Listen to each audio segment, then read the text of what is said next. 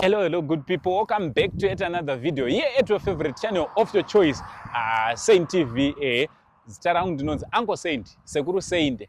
Chanzvadzi chamai venyu imi muchigotwa mumba mana mai venyu. Aiwa chitongondigamuchirawo sekudaro. So nhasi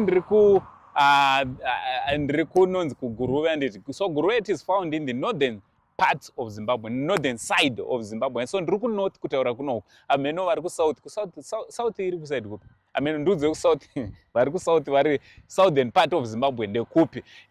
So ini ndiri kuGuruve ndokwandiri ndiri kunonzi iko kuMashonaland Central Province. Yes, Mashonaland Central Province.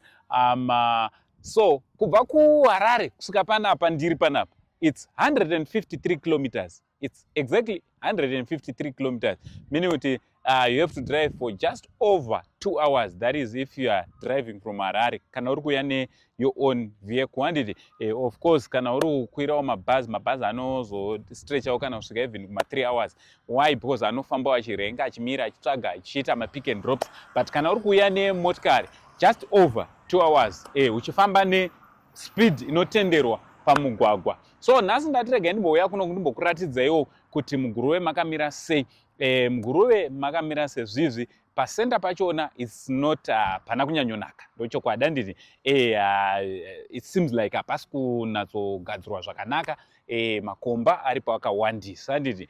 So kana uchipinda musenta usamhanye, unofamba pore nemotikari yako. Tichivimba kuti vekanzuro vachazogadzira road. Ameno kuti ndevekanzuro here kana kuti ndevechii vanogadzira maroads. Aiwa, Guruve pasenta kutaura chokwadi I'm not impressed. Pakadhakwa handiti. Sorry henyu vanhu veGuruve but ndiringotaurawo zvandaona. But muGuruve makanaka handiti. Aiwa, chakanaka. kuGuruve ndazoendawo kulocation kunonzi iko kumine. Vanhu vanokuziva zvakanyanya nekuti kwaiva nedzimba dzemine. So pakwatanga kutengeswa mastands kwangozopfuurira mberi kuchinzi kumine. Kulocation uku ndaona kuti vanhu vari kuvaka zvakanyanya. Zviri kuita izvo kuti Guruve inge iri no extenda kunyangwe kunogara vanhu. Kuri kuextendawo zvakanaka. Vanhu vari kuvaka ikoko vari kuvakawo dzimba dzakanaka handiti. Vari kuvakawo modern homes, modern houses handiti. Hese zvamuri kungoona vanhu vari kuimprovewo Guruve. Chimwe chinhu chandafarira muGuruve, it is developing muareawo yekudzimba ikoko. Kureva kuti kuwandawo kune uchiita vanhu kunyange nebusiness worinowanda. Iwe kana uri unoda kutoita business, I think Guruve is one of the places kwaunokwanisa kuuya wozoinvesta uri kunoku. Chimwe chinhu zvakare chandaona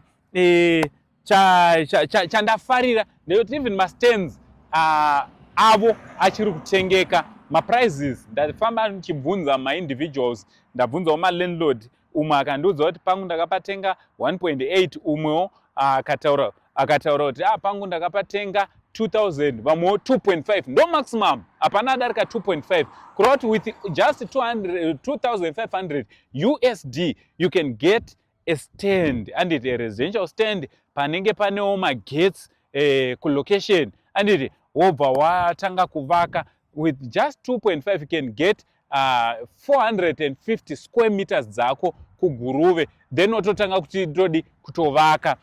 But unofanira kuti unatsodzifambira nyaya dzachona kanzuru wonoverifya kuti you know that process. You have to do the process yekuverifya kuti is this land legit. But what I've seen is Guruve is still having land yakakura yekuti kana wadawo kuvaka, even if you want to build something, chandaona zvakare chinodiwa kuno Guruve, because ndapindawo munzvimbo dzakasiyana-siyana mumalodges chichi.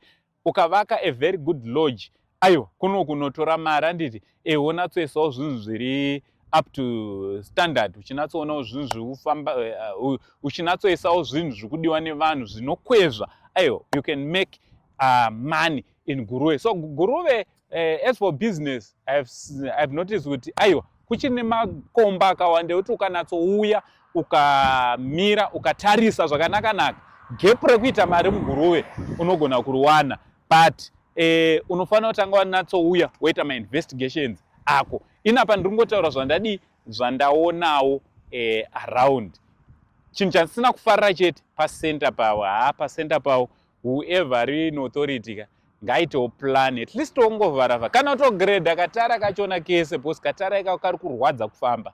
I think muri kungokaona katara kandiri kutaura kari kutorwadza kufamba mucenter but mamarodzi kumwe kwese uku abo ndozvandangoni ndingouya uzodi kuzokuudzai about Guruve. No, it's a place iri promising when it comes to business. It's a place iri promising when it comes pakuinvesta. Next time ndichazenge ndichipinda mumabusinesses ndichitaurawo nevanhu ndozokupai kuti vari kuita mari zviri kufamba sei.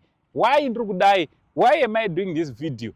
Ndiri kuda kuti vanhu vadevelope, ndiri kuda kuti iwewe especially vanhu vari out of the country vari kufunga kuti ndodii ndovaka kupi.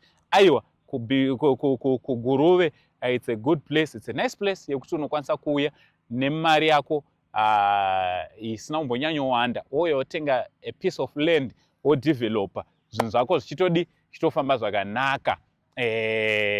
Only 153 kilometers from Harare kuuya muno muGuruve, saka kusi kure stereki zvokuti kunowika, kunofambika, kune road yakanaka. Ndofunga muri kuzviona tara iriko yekuti unodriva zvakanaka kusvika kuno. What do you think about this video I'm making today? Which other place do you want me to go kuti ndimbonokuratidzai kuti zvii zviri kuitika? From Uncle Saint, the only Zim uncle. Aiwa, ndini Sekuru one for now. It's much love and God bless.